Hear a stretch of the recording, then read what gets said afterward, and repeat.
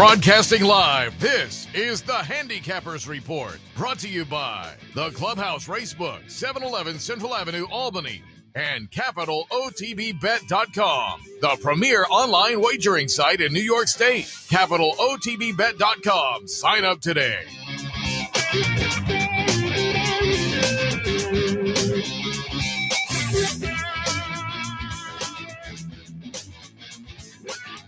Good morning, ladies and gentlemen. Welcome to the Handicappers Report alongside Seth Merrow. I am Anthony Mormino. Welcome back. Yes.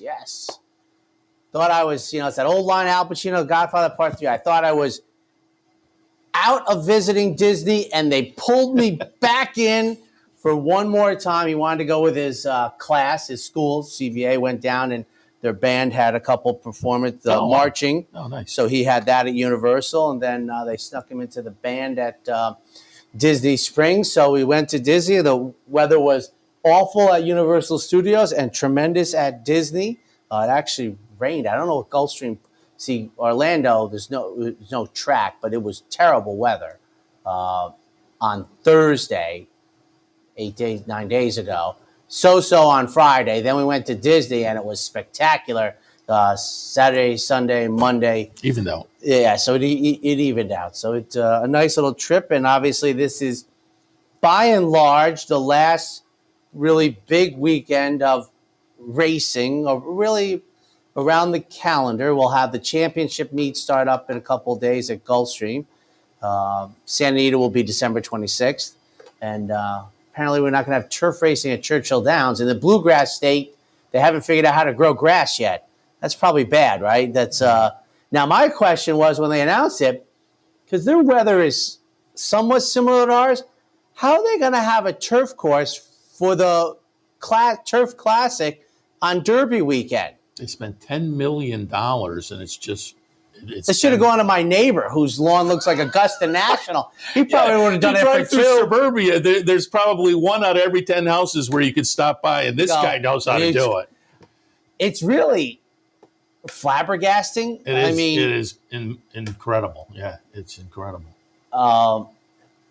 And you really are like, it's just, and if you're not aware, the jockeys just don't feel safe on it, it seems like. It's amazing. Yeah. Now, you might, not because you're, it was a different era because of simulcasting and lack thereof at Santa Anita, but Santa Anita had a couple years where they had this like net lawn turf course, and they were running unbelievably fast, but the jockeys didn't like that. Santa Anita changed their turf course, probably the grass is what they're saying, a couple times just before simulcasting got huge in America, and where we in the Northeast could watch Santa Anita, Hollywood Park, and Del Mar every day. They had a couple years where I think they went 0 for 2, but nothing like this. They're just really amazing. $10 million, and it's just been a problem, except for about a year and a half now, right? At least a year. Yeah. Oh, you remember the first time they ran the Arlington Million there, it looked like junk, and they hadn't run on it. It had no running, and it looked like junk. So, but when I heard the news, my first thought was, how is it going to be ready for the, they run at Turfway Park. It isn't Gulfstream Park in January, February, March. So my point is, you're right. There's no at this point. There is no recovery, and the recovery doesn't start until about Derby time. So I don't weather-wise. For grass to kind of germinate and to be ready to go, because one thing they say about grass is, like, if they rush it for the Derby and they use it, you might ruin it for the season. It needs time to grow in or something like that. So that's kind of how turf racing in New York is done. Now, that seems to be a voluntary decision to me, because I can remember them running on the turf. Like the first week of December. Easily. But obviously the turf is going to be used so much. But they were having problems, I think, because of the weather this year. Yeah. So, many things in flux. Still no artist renderings of Belmont Park. Mark Henning, did you see Mark Henning's post the other day? No. Maybe besides the information Mark sends us, which we're so appreciative. So the other day, he must have been, I presume he was working a horse at Belmont. And the horse is coming through the tunnel. And there's just mounds of dirt And his things was, well, we won't have this view for too much longer. So I was like, and a lot of people, I'll go out in the front half of the race book here, and a lot of people are like, we're coming up to Saratoga for the Belmont. And I said, yeah, I'm pretty sure, but they haven't made an official announcement yet. So I had Dave Grinnig on, 2 weeks ago, a week ago, whenever. And I said to him, there's no announcement. People keep asking me. And Dave said, it's coming. You're right, but people can count on it because he said just earlier today, I was over at Belmont. It's not happening there. And he said they're not going to do it at Aqueduct. So it's coming up here. But you would think they would make it official so people can officially make plans. And I was telling people I would think probably after the Breeders' Cup, maybe they're waiting for that, but still no official announcement. But so then you start to think because of the holiday and everything, maybe they're going to make an announcement January 9th or something. You got it. So people can. Now, here's the thing I don't understand, and it happened in my lifetime, but I'm a historian. They ran 5 straight Belmonts at Aqueduct. I mean, Damascus won his Belmont at Aqueduct Racetrack, and they seem to have been on this thing adamantly. And not only that, they're both 1 1/8 circumference. So whatever you do at Saratoga is what you would have needed to do at Aqueduct. And I just thought that, it's great for us. I'm looking forward to it. I was like, why wouldn't you just run across town? And, but interesting. Because I'll be interested to see, first off, I'll be interested to see, because the rumor is we're going to have 2. That's kind of like the rumor is going to be. Yeah, no, I think logistically that's. If 1 year there's a Triple Crown on the line and 1 year there's not a Triple Crown on the line, they clearly have to cap attendance. Yeah. And that's, it's going to be an interesting moment because down at Belmont, the old Belmont, large Belmont, 80,000, 90,000, and Saratoga, the cap is 50. So it'll be interesting.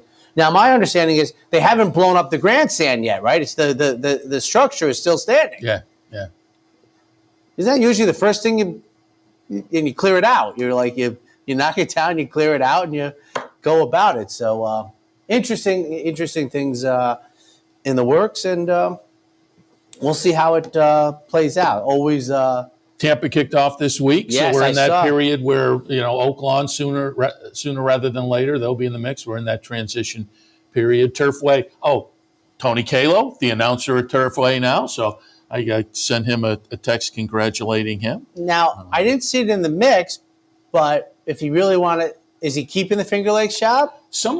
Calendar works. I looked at Twitter and a couple of people said, "Oh, we'll miss you up here," and he just kind of cryptically wrote, "I'll be back," not filling in. But it sounds like maybe, because you're right, calendar-wise, I think there may be a little bit of overlap here or there, but you have somebody sub someplace. John Dooley used to have. When I heard the news for him, he's been so great to Seth and such. And, actually, I don't know when it was because time flies, but I remember when he first got the job because we must have been doing something together because I brought up the fact that when they ran the first race under his call, there was no announcing. That was their homage to Ross Morton. And he was on the air and I was on the air with Seth and we were, talking about it. He goes, that was management's call. And he goes, I was all for it and everything. So that when they ran the first, because I had done some research and I had discovered, and this is going back years ago, we were still down in Schenectady. I asked people, I said, had anybody called races at Finger Lakes before Ross Morton? Because he's the only guy I'd ever known. And I kept digging and digging. And the answer was no. He had always been the announcer. And that was a long time he announced races there. So, but he got the job. And I was thinking, well, that's great because that's a solid job. It might not, look bright and shiny. But for an announcer, that's like 4 solid months of employment. And this Turfway meet is becoming much far better. More, much better. They're the one track that I think people have always been on board that they had the synthetic. Yeah. Because if you remember the old days, freeze thaw is the worst, and they would cancel so often. But they're the one track that nobody says, "Oh, we should get rid of the synthetic." People like that. It works there, and as you said, it's a much better meet than 20 years ago. No question about it. All right, you ready to jump in? You ready to jump in, right? Churchill Downs first. I'm going to take a look at Churchill. You got Aqueduct a little bit later on. Churchill Downs, you talk about things on the improve in the Kentucky circuit, boy. I don't know where these horses hibernate for the summer months. They must not like the warm weather. Well, but I'm telling you, they have so many 2-year-olds. You know, the old, if you build it, they will come. If you offer the purse money, they will come, because it's notable to me now, the New York trainers who show up with Kentucky breds to vie for, you know, a race like this, a maiden for 120. I mean, it's, for all intent and purposes, we're practically into December. And so now you have 2-year-olds, maiden special weights on the turf going 9 furlongs. As Seth said, $120,000. So if they're, I think it's 55,000 to the winner. It's usually 55%. 55%. New York, we used to be the old 60%. Okay. A lot of tracks is about 60, 50. A lot of other tracks, California, everything. So man, 100 and. We have stakes races at Saratoga for $150. But 45,000 of that is for Kentucky breds. Yes. So if you have a Kentucky, that's why some of these New York outfits are showing up with their Kentucky breds. It's just a lot of money. You said on the turf, no more turf racing. You noted it earlier. No more turf racing at Churchill. Because tomorrow's PP's had it too. But I had it. I had no change either way. One quick thing. So the Kentucky Jockey Club, right, is the premier end of the season, mile 16. So we have a maiden race here going farther on the dirt than their premier stakes race. So, I guess we'll see who can get a distance of ground on dirt at Churchill. I went 4, 12, 13, and 6. And again, I had that either way because these kind of races, it's there are a couple that maybe have some dirt. You have Noah's Ark on top. Do I have the right day? Yes. I thought this one was kind of interesting from Rudy Brissett. Forget the golf clap. And Windstar. And I wasn't necessarily buying into the morning line. Tell the people. You looked at, it's 30 to 1 in the morning line. But you look at the, it's Rudy Brissett and Windstar and company. And I thought there was some breeding. And there's some workouts underneath that were entertaining. And I didn't think otherwise of those with experience. I didn't think there was anybody who was jumping off the page. So I thought you could maybe roll the dice here. Now, with the breeding, I'm not sure this horse is going to stick around. So that may fall apart a little bit. But as I say, and again, there's a couple in here, like maybe I should have used Bourbon's Fault, who has some dirt form on the dirt, but I just kept it the same because I didn't want to kick myself afterwards. Raquel, the number 12 on the outside by Justify. First 2 starts have been on the turf, but I think the dirt will be okay for this one if they stick. Also eligible, there will be scratches, so I would think the also eligibles will have the opportunity if they want. This one also with a couple of turf starts so far. But again, with the breeding nut this time, Todd Pletcher, I thought that one would be a player on the dirt as well. Vivaldi goes out for Chad Brown. Again, it's going to depend really who sticks and who doesn't. And as I say, the one that maybe is a little bit intriguing that I left out dirt-wise, it would be the 3, Bourbon's Fault, with a couple of okay races on the dirt. But I have it 4, 12, 13, and 6. Are you a classic music person? Classic, like classical? Yes. Vivaldi. Oh, yeah, sure. Mendelssohn. Okay, yeah. I wasn't putting that together. Yeah, there you go. That's why I asked. It's cleverness abound down there. Race number 2. I have to intersect. I've said this before we came on the air. I just don't know where these 2-year-olds are because they have an amount that's incredible to imagine. So next up, we're going to have 2-year-olds. Now, think about this. I mean, it's a 9 furlong dirt race now, but it was a 9 furlong turf race at some point to these trainers. Now they have 7 furlongs on dirt. A completely different group, you would think. 2-year-olds, maiden special weights, and just, they're just kicking down the door to get into the starting gate. Good for them. 16 entered, 4 also eligibles. 3, 6, 10, and 1 for me. I'm going to put legalized. I have to interrupt you once again. This was even more amazing because we don't know this. 16 are listed here. Seth said entered. I'd love to know how many dropped in the entry box. Because you're right there. They cut it off at 16. Jeff Carl told me this years ago. They cut it off at 16. But that doesn't mean you didn't have 37 entries trying to get in. Yeah. And that's, in this day and age, at this particular meet, I'd like to know how many dropped in. Yeah, that would be interesting, certainly. I put Legalized on top, second-time starter for Cherie DeVoe, and she just seems to be going very well. She's showing a 0 here on my PPs, but had a win a couple of days ago. But otherwise, the horses are running very well by constitution, so a little bit of breeding there. They paid $500,000 for this horse. I think Legalized could be interesting with the experience under the belt. Second career start. Linebacker in the second spot by Bolt Dioro, a little bit of win early breeding there, and another one with some decent experience already. Comes in with a bullet workout. There's a lot of things to like about linebacker. And then Anthem King, another Bolt Dioro second-time starter, as opposed to linebacker. This one's debut effort was not quite as good. But since then has put in a nice little workout. I will not be at all shocked to see an improved effort. They paid $300,000 for this horse in Keeneland September last year. And again, with the breeding and a little experience under the belt, 20-1 on the morning line. But I think this one is worth maybe an extra little look. In the second, 3-6, 10-1. On to the third is Seth, the no turf races. So we have 2-year-olds in allowance company going a mile and a 16th on the dirt. Now, you would think, because this is allowance company, they still get 12. Yeah. So they've had 12 horses break their maiden previously that are all coming back to run an allowance race. 5, 7, 2, and 4. And again, dirt and turf, I was the same. And Leganos. Decent little turf debut at Kentucky Downs. Decent in that debut win. That's always impressive with an okay number. Number improved, but ran third in the second start. But more notably, moved over to the dirt. So has some dirt form, has a decent number. Steve Asmussen, Leganos on top. Second slot, we'll take Thomas Aquinas by Catholic Boy. Oh, absolutely. You can see that one coming. That one was too easy.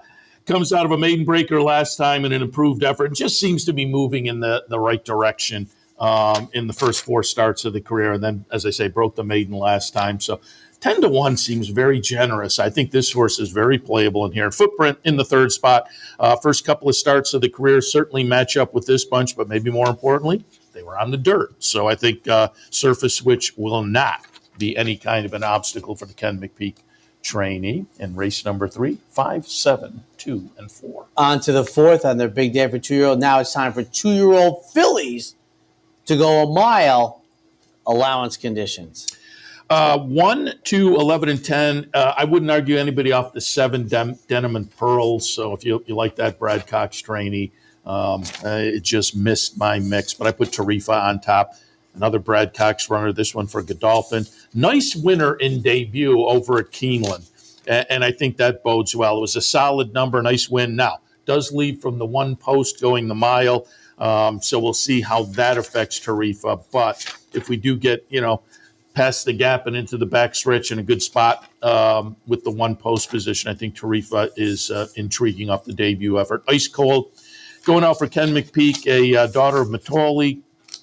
First couple of starts of the career, both up at Saratoga against maiden specials, were, I guess, productive as far as gaining some experience, because in the third start of the career, the first 2 starts ran 6th, so still a maiden. Then they shipped out the Horseshoe Indy as an Indiana bred, tried a state bred stakes race. In the third start, it's still a maiden and went off by 10. So seemed to benefit from that Saratoga experience and won nicely last time. Now, it was against the Indiana breds. We'll see, but seemed to do it in a fashion that indicates we'll squeeze into this company okay. And Zadorski in the third spot comes in off a couple of 6.5 furlong tries right here at Churchill. But I think we're okay. And I kind of like to stretch out this afternoon for the daughter of Tapiture. Gets an outside post position that will allow her to kind of strategically find a spot maybe under Santana. And as I say, the stretch out was what attracted me a little bit here off of a couple of okay tries going a little bit shorter at Churchill. In the fourth, I have it 1, 2, 11, and 10. 2-year-old fillies going a mile and 16th, maiden special weights in race 5. 12, 6, 5, and 10. I'm going to go outside to a perfect shot, Steve Asmussen and Tyler Gaffleone. A daughter of Gun Runner, hasn't quite lived up to that in the first 2, but ran 4th in the debut. And then, like a lot of Asmussen horses, improved in the second start to run a good second, going a mile. Both of those one turn, now stretches to 2 turns. Another one I think could be intriguing on the stretch out. Third start, improving numbers in the first 2. Gaffleone on board, perfect shot. 7-2 on the morning line. I think if we get that, that's perfectly fair. And, 12-horse field, I mean, if these field sizes hold up, that's the beauty of these. The other day I looked up one of these big fields, and, the favorite was 4-1. So we'll see what this one holds up at. Mishka in the second spot, Brad Cox trainee that showed a little oomph in the debut. That was on turf, going a mile over at Keeneland, but was way in the back of the pack early, noted his rank early in the comment lines, and then closed nicely to run fourth. Seems like a race where maybe this horse kind of got a little light bulb during the race and moved forward. And if that's the case, could be very tough today. Irina's Charm in the third spot, a couple of nice sprints to start the career that I think will bode well for. Third start of the career, now stretches out to 2 turns. I always like that angle. Either the third start of the career, or if you have a layoff and a couple of sprints and then stretch out in the third start back. That's over the years. Yeah, it's been very productive. So Irina's Charm, interesting. 12, 6, 5, and 10. One more before the break. Race number 6. 2-year-old fillies going the almost straight 1-turn mile maiden special weight. And again, no change for me, turf or dirt. I went same both ways. So 3, 1, 7, and 5. And again, normally I'll find dirt horses, and particularly if you have a race where you have main track onlys.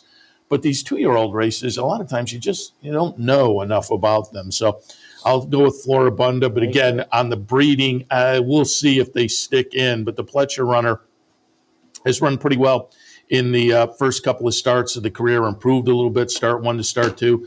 And there were some okay workouts to think, maybe they'll stick on the dirt and give it a try.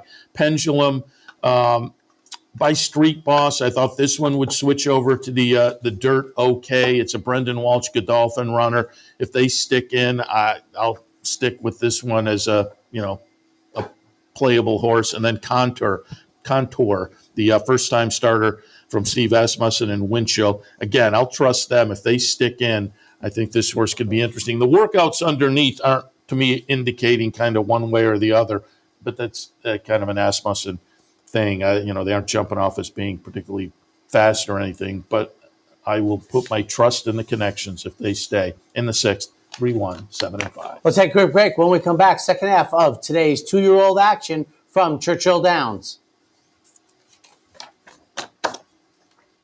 The Clubhouse Racebook is the Capital Region's new home for racing and sports. 25,000 square feet of Vegas-style action with live wagering on the best horse racing from around the world. 260 flat-screen televisions and state-of-the-art wagering terminals. So don't miss out. The fun is only minutes away at 711 Central Avenue, Albany, just off Exit 5 of I-90. And don't forget, if you can't make it to the Clubhouse, you can always wager online 24/7 at capitalotb.com.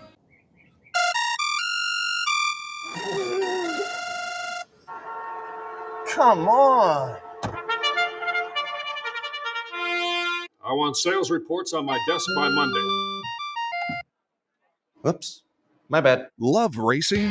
RTN brings you every live simulcast on your home television, plus live video streaming and race replays on your PC and mobile devices. To order, visit rtn.tv.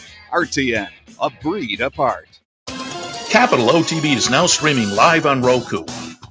The RTN Racing channel on Roku lets you watch OTB TV live through your Roku device or your Amazon Fire Stick, rather than being limited to computers and mobile devices, which means you can now watch OTB live wherever you are. Simply open Roku, scroll to find the RTN channel, then click on OTB TV. OTB TV on Roku. Try it now. And welcome back, ladies and gentlemen. We're up to race number 7 at Churchill Downs as they are putting a bow on what I guess we have to call their November meet now. We used to be able to call it fall meet, but with the September meet, and now it's the November meet. 2-year-olds going a mile on the dirt, optional claiming. 8, 5, 2, and 10. Mystic Dan on top. Just I couldn't ignore the maiden breaker. A 94 buyer for Ken McPeak by Golden Sense, who kind of lived up to that, running well in the debut, ran second, and then followed it up with a big win. And again, he just I always say don't decide on one race, good or bad.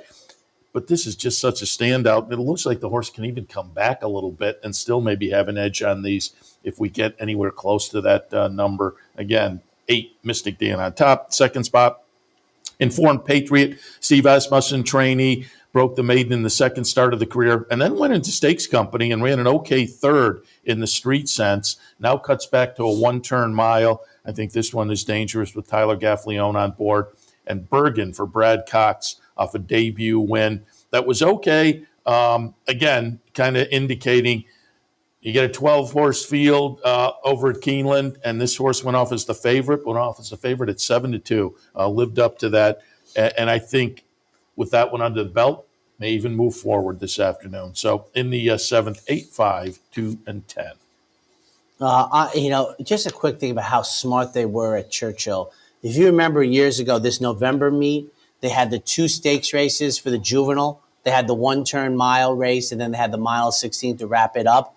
The Pocahontas and the Goldenrod for the fillies, and Iroquois and the Kentucky Jockey Club. And they just saw how horses weren't coming back that quickly, so they moved the one to the September meet. They made a lot of right moves. On to the 8th, 2-year-old fillies, maiden special weights. Where do they come from? Going the 2-turn mile and the 16. 7, 6, 11, and 4. Track Phantom on top. Son of Quality Road has raced a couple of times for Steve Asmussen, and I thought raced well. If that progress continues, I think this horse is going to be very tough this afternoon.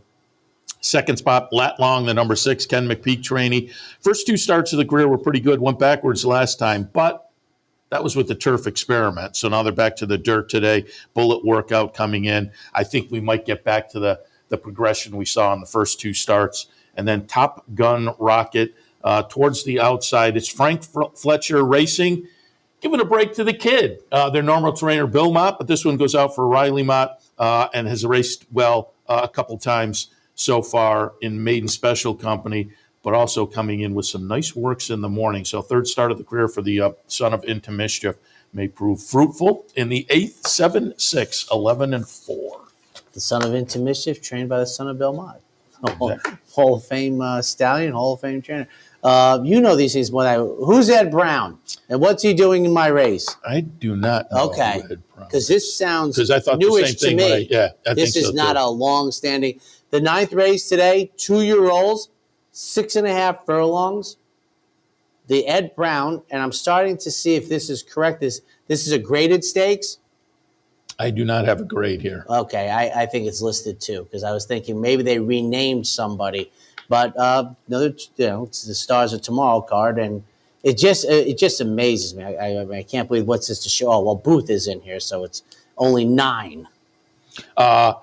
I went 9-5-6-2. Booth just blasted him away over at Keeneland in the debut for Asmussen and the Hillenbrotts. A 96 buyer comes in a week and a half ago, put in a bullet work here at Churchill. We'll see if he can validate what we saw in the debut, but I put that one on top. If you're looking for an alternative, I thought Bye Bye Liam. It's the other Asmussen who will go off at clearly a much better price. And I always say that trainer knows what he has in the one horse. So if they enter the other, but with $225,000 up for grabs, I'm sure that played into it with a horse that broke the maiden in the second career start with the move to dirt last time. Did it on a sloppy track, however. We'll see what the horse can do on a dry track this afternoon.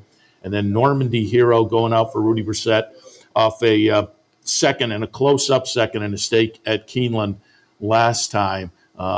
Just seems to have run very well so far throughout the career and looks again like a solid fit in here. But it's a fun bunch. There may be one or two you could kind of point at as taking a stand against. Otherwise, I think pretty competitive and fun event in the 9, 5, 6, and 2. This is something I will not do. I should have, when I met Ed DeRosa, and hopefully I'll continue that, is a chart of these 2-year-olds who get in the 90s the next start as a function of price and their performance. I mean, it's this year, the notable one was last week, Nisos, who paired up a couple 90 buyers for Bob Baffert. So now he Did Fierceness get a 90-something in his debut in the slop, and then throughout the Anchor and the Hopeful, and then rebounded? But it's just because my argument is, I've said I want horses that I like. Not only that, and then I like to see where they go in their career. Will they ever top this?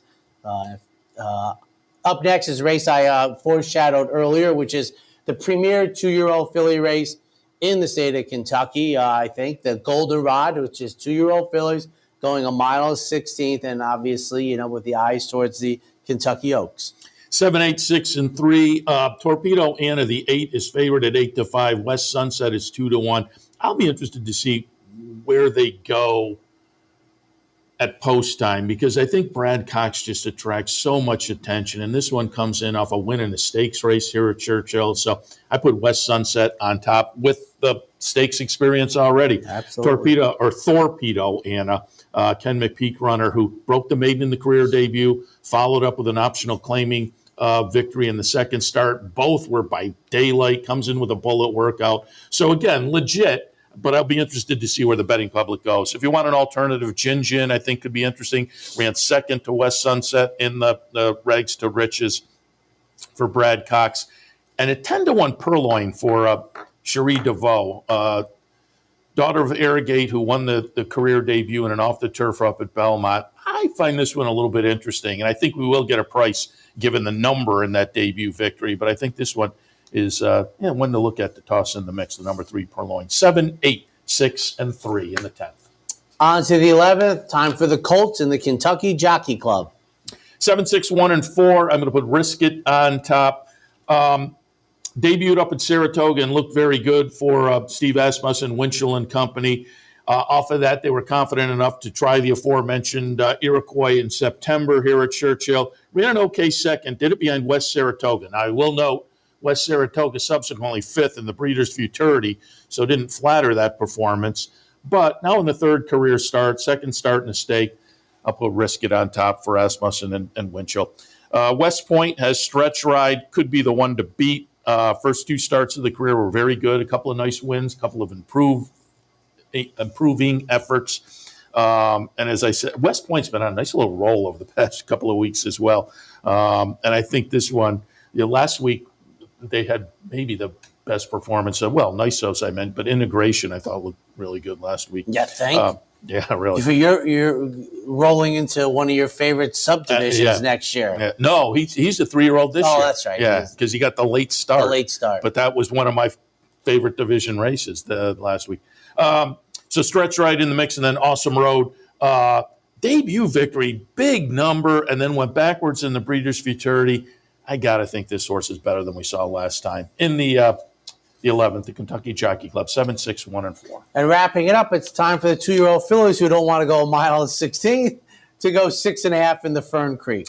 4, 1, 6, and 10. I'll put Helena's Forte on top for Phil Bauer, who's going very well. And this one was one of those who went very well back in the beginning of the month. Second slot, You Almost Had Me, comes off a nice win in a stakes race over at Keeneland. Seems to make a lot of sense for Brad Cox. And then Ma Ray's Girl, another one of those that I would not ignore at a price, 20-1 on the morning line. But the Doug O'Neill runner, a winner in a high-priced maiden claimer at Keeneland. Again, one of those that I think can make a little bit of noise. Given the number of that victory, will be a little bit of a price. So Churchill's 12, 4, 1, 6, and 10. Phil Bauer getting a lot of attention on Twitter. With his little run here and everything. It's hard to hide nowadays with all the data out there and the platforms. Take a quick break. When we come back, the Big A.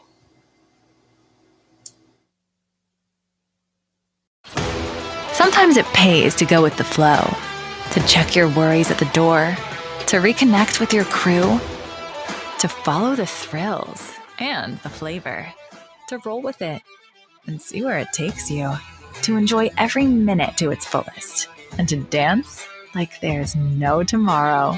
You can do that here at Rivers Casino and Resort Schenectady, where the good times flow.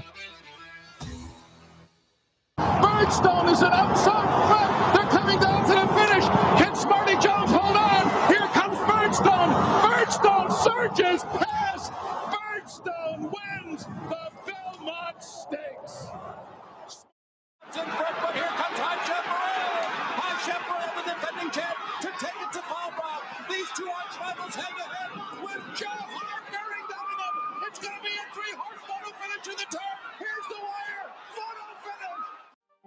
there was a way to become a better horse player, to have a better knowledge of the game, to be more successful? What if there were a way to take what you've learned, what you know, and make better decisions, better choices? In horse racing, knowledge is a powerful tool. Race results and replays, past performances and live streaming, wagering from all your digital devices. Capital OTB. Become a better horse player.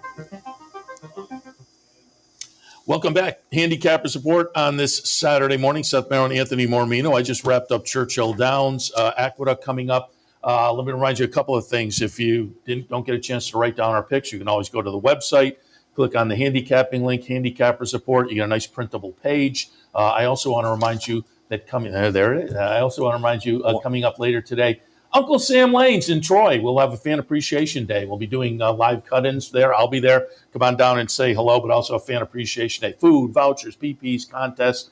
Come on down and let us say thank you to you for your patronage. That's this afternoon. Uncle Sam Lane's stick around in Troy. and throw a few? I don't think I've bowled since a 10-year-old birthday party. For real? Yeah, and I used to bowl like once a decade. But that not going back that far. Not that I have any. It seems like it's a lot of fun. I just haven't done it. Yes, I understand. First race at Aqueduct this afternoon. Maiden claimers going 6.5. 5-1-8 for me. I thought this was quite a contentious race, and I feel very comfortable with Party is Over 6-1 on the morning line for Dylan Davis, who had a victory yesterday at about 10-1. Second race on the card. I think I've made my feelings clear about slop races, etc., their own compartment. You go two back, September 3rd over at Monmouth Park, a fine enough effort. That was her maiden special weights in Jersey, second time in for a tag for the Offspring of Candy Ride. Young Mr. Duarte had a winner also yesterday. He won the opener with Don't Listen, but Party is Over, my top pick for second. From the rail, number 1, Kids Last Laugh for Ken McPeak, whose first time in for a tag. Now, Seth mentioned it earlier, and it has long been, I love the strong effort. The regression, if you're not betting on them, often makes sense to me. The muscle soreness, whatever it is, it doesn't matter. And then they move forward. And often we get the betterment of the price because of the bad effort. Not the case today. 5-2 on the morning line for Kids Last Laugh. For third, Take Time to Dream. First time in for a tag for Robbie Falcone. So 518, our area code in the opener. You mentioned the price of the Dylan Davis winner the other. How about 21. Was it last Friday the stakes race? Another $100 winner that Jack got his first stakes win there. But how about the $100+ winners in New York the past? Well, I said it. The one show we've done in between on Veterans Day, the $200 winner, which is like a unicorn, the one we had, I was at San Anita watching it. It's not only the fact they paid $220, right? But the horse won like it was a king. Wide on the turf and won by daylight. I mean, you're absolutely right. There's been some incredible numbers you don't see. A string of them, yeah. Yes. I mean, it's, over 100 is kind of a unicorn. Oh, yes. We have been loaded with the unicorns jumping around this. Over 100. Yeah. I've said it before at Saratoga. It's rare where the top mutual horse at Saratoga is $100. It's usually like 80. Second race at Aqueduct kicks off early pick 4 action. Conditional claimers going the 1-turn mile. This must be for NFL refs, I guess. 654. Blame the rule maker. Some of the rules out there that the referees have to enforce shake a lot of old-time football fans' head. I love the most recent effort. There was an off-the-turfer listed as fast on the dirt. You got to get that today. Drops down, stays with the 2L, which I think is very important. Comes down to 25, which is probably just a sign of the times as the condition book changes. So to me, this is not. It's not. How can I say this? Technically, it is a drop, but I think in real life, it's not. So blame the rule maker for Dylan Davis to wrap up the double. Ice Road, the race might go through him at 7-5 for Jose D'Angelo, coming off of a throwout race to me. But the race at Saratoga, which was the quasi turn and a half, but the 7 furlong effort, very sharp before that. So maybe recycling into good races. But at 7-5, take a little shot against it. Then Dad's Good Runner, number 4, 654 in the second. And you had to mention the NFL, right? I can't watch the Jets, but I had to look the highlight. A 99-yard pick six. Come on. But you know the context of it, right? They toss a Hail Mary. It was a Hail Mary, and it goes. So now on Twitter, you know what it's being called? The Hail Mary. Oh, I was going to guess Fail Mary. That's probably a better one, but I have Prime, and I was doing my horse racing work, and I had it on. They just can't. And Syracuse struggling to get to potential postseason record this week. Although the basketball team lost out in Hawaii a couple times, but the top 10 teams, I thought they played pretty well. So we'll see on them. Third race at Aqueduct, conditional claimers going 6. 542. Katie Cakes gets my top pick. Robbie Falcone clearly off to an outstanding start to the meet. Second start since June. Now, what I like about this one was the comeback race looks more like practice than muscle regression. Gave me the 4 furlongs and then just, threw out the anchor. So those are the two ways to look at it. And this way was not a big performance. It was a poor performance, but that to me gives us a chance to actually move forward to where we used to be. I think Katie Cakes comes out of a practice race with Manny Franco in the saddle. For a second, Charlie Baker sends out the 4 with Dylan for the first time since April. And you don't have to talk to trainers. Obviously, something went very wrong. This was a $16,000 claim for Linda. When you're in the claiming game, you're claiming for 16. I can't imagine how much money they put into this horse health-wise since. And for third, the Deuce for David Dong, 5-4-2 in the third. Fourth race, plain vanilla 40,000 claimers going 7 furlongs. And when I sent this in, I did something I rarely did. I want to see the chicklets, but there it is. Our guys they got it. It's 2B. I don't want the 2 entry. Good Penny, I did not think was helping Fancy Azteca out enough, but I am comfortable with the David Jacobson, both parts of the entry. So there you have it. Fancy Azteca for Richard Dutcher Jr. Just get on the train before it runs you over. The David Jacobson horses. One quick thing with Fancy Azteca. Scheduled break for the number 9 post position as the 2B. The 1E, they draw the 1 and the 1-2. And for third, way on the outside, number 8, I'm Buzzy for Pat Reynolds, dropping down, coming back at the same level, second time off of the claim. 2B, 1E, and 8. Yeah, you said jump on the train before it runs you over. Really going back to White Obario in the Classic. He is now getting back to Richard Dutrow. It's Fifth race this afternoon. Bottom level claimers, plain vanilla 10,000 claimers going a mile. I think a couple years ago at the Aqueduct, the depth of the winter meet, I think they were running for 7,500, which was the first time I could remember 4 figures in New York. And that's not even adjusting for inflation. That's just in raw numbers. I mean, 40 years ago, they were running for 20,000 near the bottom. So 583, my picks in here, and Blake B gets my top pick, and I think we're going to receive actually better odds than the 6-1 morning line. Now, this was sort of a conundrum to me because the comeback race off the June layoff, that's 4 months almost to the day, was rock solid, not a career best. So I'm hoping we have to move a little bit forward.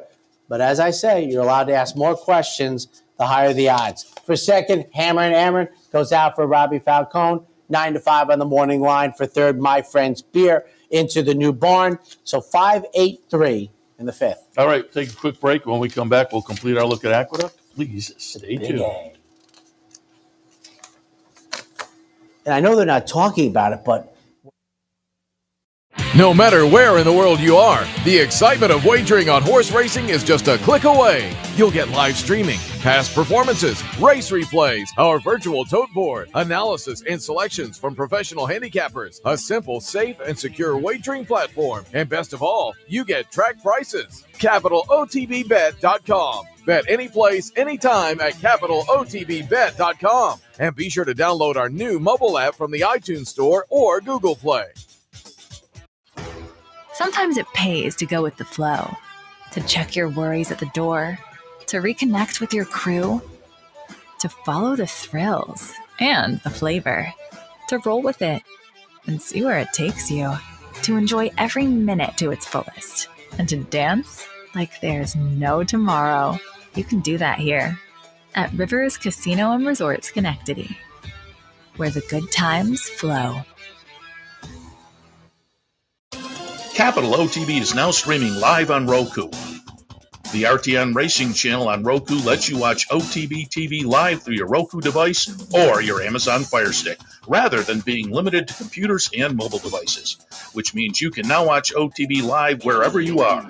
Simply open Roku, scroll to find the RTN channel, then click on OTB TV. OTB TV on Roku. Try it now.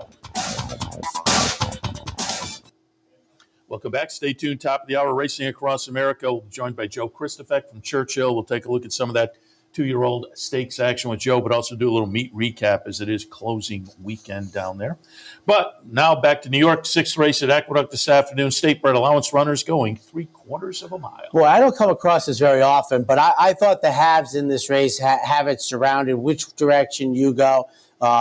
I took the middle price. I'm 7.25, Queen's Masterpiece. I just think this race is too contentious. I think for horizontals, you take the 2.57 and you move on. And I just thought on the outside, I got the nice comeback race. Maybe it was too good. But the thing now, Jimmy Bond, friend of the program, is a little bit different because Jimmy takes his time with horses.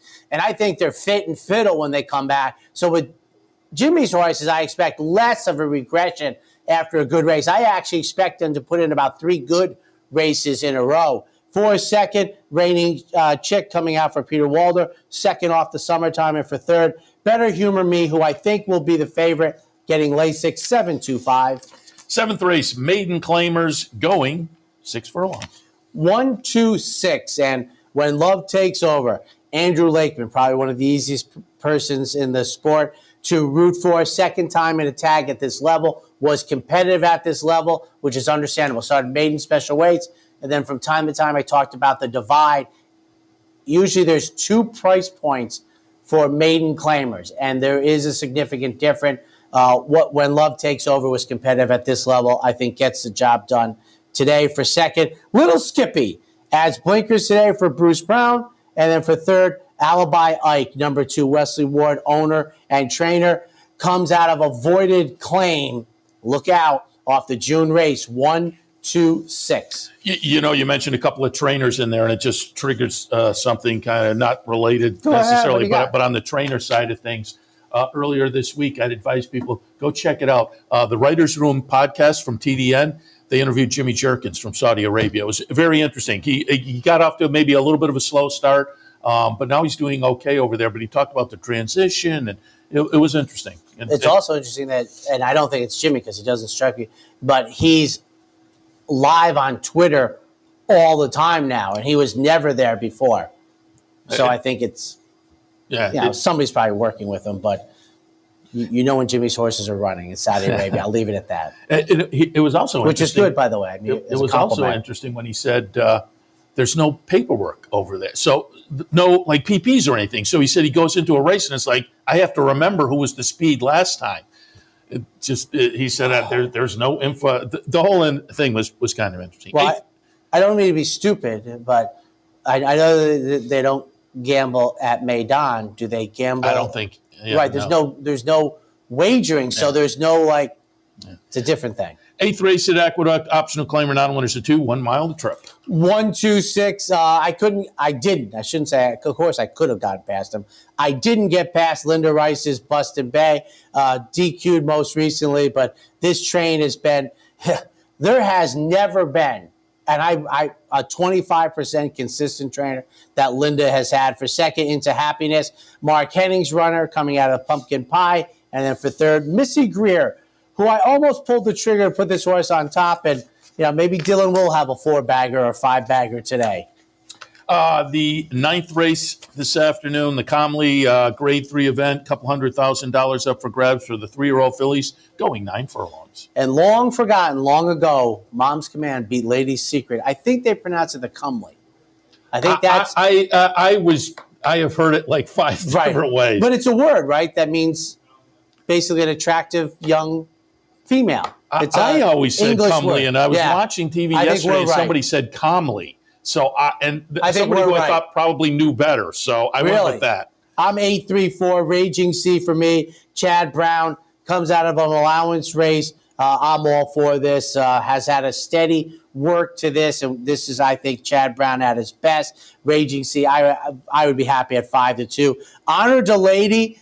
Now, you have to parse through the dirt races, and they're very, very good. The Remington Park Oaks, hand time, that doesn't do me any good, but she's going to get lost in the wagering. They brought her jockey, and then Jess Catherine, first start since the cotillion. 8-3-4. I think Chad Brown's in a good spot with the offspring of Curlin. We will wrap it up a little after 4 o'clock this afternoon. In the 10th, maiden state-bred claimers going 6. Beat the darkness. 8-10-6. Bank Holiday is a flyer off of the morning line. Not quite the flyer that Seth took in his opener. Get Lasix today. Second start, coming back. I think the return off of the 10-month lap was just practice. Lady Banker, the 10 for George Weaver on the outside, comes in from Maryland in turf sprints. Should be sharp from the outside. And then for third, number 6, Chiara going out for Jimmy Bond. Second start since January for a sharp barn. 8-10-6. Got a root for the 7. It's our man Steve Bick and DT Stables with Countess Constance, who didn't show much in the debut, but we'll see what she can do this afternoon. Maybe it was just practice. Well, we have to hope, because if it wasn't just practice. He's in trouble. Well, that wraps up the Handicappers Report. A terrific day of racing. Matter of fact, you're going to get a bird's eye view of the terrific 2-year-old card at Churchill Downs. Up next, Joe Christopher from Churchill Downs will join Seth on Racing Across America. We'll see you next time. Very good. Yes. You're watching OTB TV. That's good. That's nice that they do. Service of Capital Off-Track Betting.